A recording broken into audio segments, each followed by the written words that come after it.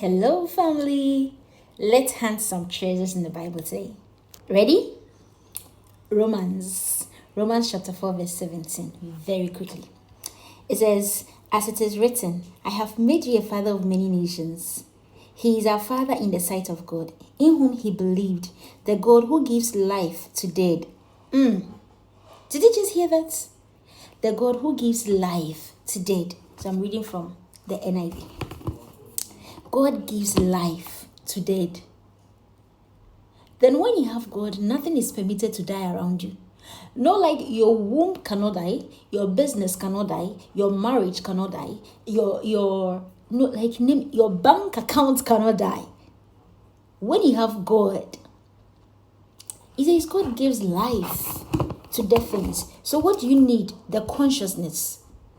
You need consciousness. You need to be conscious of this identity. You need to be conscious of who you are. Listen, faith is accepting what God has said.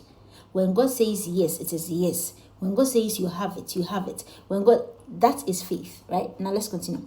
He says, the God who gives life to the dead and calls things that are not as though they were. God calls things that are not as though they were. And you are made in his likeness, in his image. So what do? You call forth those things which are not as though they were, and they will be, and you will see them with their physical eyes. You see, the mistake some people have, is they think, for example, they speak opposite of what God has said, right? The things which are, they speak as though it is not. For example, someone is going through a health challenge, probably headache or stomach ache, and